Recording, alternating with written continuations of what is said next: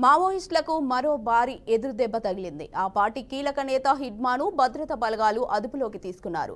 ఒడిశాలోని కోటాఫుట్ జిల్లాలో అరెస్టు చేసినట్లు సమాచారం. ఇదిలా ఉంటే మావోయిస్టులకు వరుసగా భారీ షాకులు తగులుతున్నాయి. ఇటీవలే ఛత్తీస్గఢ్లోని నారాయణపూర్ జిల్లాలో జరిగిన ఎదురుకాల్పుల్లో మావోయిస్టు అగ్రనేత నంబాల కేశవరావు మృతి చెందారు. ఆయనతో పాటు మరో 27 మంది మావోయిస్టులు ఎన్కౌంటర్లో మృతి చెందారు. వారిలో నంబాల కేశవరావు ఉన్నట్లు స్వయంగా కేంద్ర హోంశాఖ అధికారికంగా ధృవీకరించింది. ఇది జరిగిన వారం రోజులకే కీలక నేత హిడ్మా పోలీసులకు చిక్కడం హాట్ టాపిక్ గా మారింది. ఇక ఇదే అంశంపై మరింత సమాచారాన్ని మా ప్రతినిధి శ్రీకాంత్ అందిస్తారు. శ్రీకాంత్. రైట్ కీర్తి, ఏదైతే ఇవాళ మనం చూసుకుంటే కనుక మావోయిస్టుల పార్టీకి సంబంధించి భారీ ఎదురు దెబ్బ అయితే తగిందని చెప్పుకోవచ్చు. అయితే మావోయిస్టులకు సంబంధించి గతంలో అంటే ఇటీవల కీలకంగా ఉన్నటువంటి కీలక నేత అయినటువంటి నంబాల కేశవరావు ఎన్కౌంటర్ ఘటన మరొక ముందే మరోసారి ఇప్పుడు ఏదైతే కీలకంగా వ్యవహరించినట్టు మావోయిస్ట్ పార్టీలో కీలకంగా వ్యవహరిస్తున్నటువంటి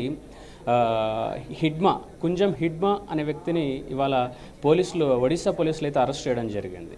అయితే ఏదైతే ఛత్తీస్గఢ్ రాష్ట్రంలోని బీజాపూర్ జిల్లా జనగూడకు చెందినటువంటి హిడ్మాను ఒడిశా పోలీసులు అటు డివిఎఫ్ డిస్ట్రిక్ట్ వాలంటరీ ఫోర్స్ ఈ సంయుక్త నిర్వహణలో చెప్పినటువంటి ఆపరేషన్లో భాగంగా హిడ్మాని అయితే పోలీసులు బలగాలు అటు డివిఎఫ్ కానీ ఇద్దరు కలిసి పట్టుకోవడం జరిగింది. అయితే ఏదైతే బరియపైకగూడ పిఎస్ పరిధిలోని పేటగూడ అడవుల్లో పోలీస్ బలగాలు ఇటు డివిఎఫ్ ఇద్దరు కలిసి రెండు గ్రూపులు కలిసి ఏవైతే కూమింగ్ నిర్వహించే సమయంలో ఒకసారిగా అటు పోలీస్ బలగాలకు కానీ ఇటు మావోయిస్టులకు కానీ ఎదురు కాల్పులు జరిగినప్పుడు ఆ కాల్పుల్లో మావోయిస్టులు ఎక్కడికెక్కడ పారిపోవడం జరిగింది. అయితే ఈ సందర్భంలో ఎవరైతే కీలకంగా ఉన్నట్టు మావోయిస్టు పార్టీలో కీలకంగా ఉన్నటువంటి ఎవరైతే కుంజం హిడ్మా అనే మావోయిస్ట్ అక్కడే ఒక పొదల్లో తలదాచుకోవడంతో పోలీసులు గమనించి ఆయన అదుపులోకి తీసుకున్నారు. అయితే ఎప్పుడైతే పోలీసులు అదుపులోకి తీసుకుని విచారణ చేపట్టారో అప్పుడు కీలకమైనటువంటి విషయాలు వెలుగులోకి వచ్చాయని చెప్పుకోవచ్చు.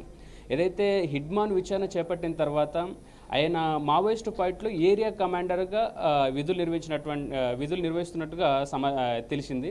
అయితే దీంతో పాటుగా అక్కడ పోలీసులు ఏదైతే అటు ఒడిశా పోలీసులు కానీ ఇటు డివిఎఫ్ కానీ అక్కడ ఎవరైతే మావోయిస్టు పార్టీ కీలక నేత అయినటువంటి హిడ్మా దగ్గర నుంచి AK-47 రైఫిల్, అలాగే 35 రౌండ్ల బుల్లెట్లు, దాంతోపాటుగా 27 ఎలక్ట్రానిక్ డిటోనేటర్స్, దాంతోపాటుగా 2 కేజీల గన్ పౌడర్ని స్వాధీనం చేసుకోండి. అంతేకాకుండా కొడవల్లో అయితేనేమో అయితే పేలుళ్లకు సంబంధించిన పదార్థాలు అన్నింటినీ కూడా స్వాధీనం చేసుకున్నట్లు పోలీసులు వెల్లడించడం జరిగింది. అయితే ఓవరాల్గా చూసుకుంటే కనుక ఇవాళ జరిగినటువంటి సంఘటన అయితే ఓవరాల్గా చూసుకుంటే కనుక మావోయిస్టు పార్టీకి అయితే భారీ స్థాయిలో ఎదురు దెబ్బ తగిలిందని కూడా చెప్పుకోవచ్చు. కీర్తి.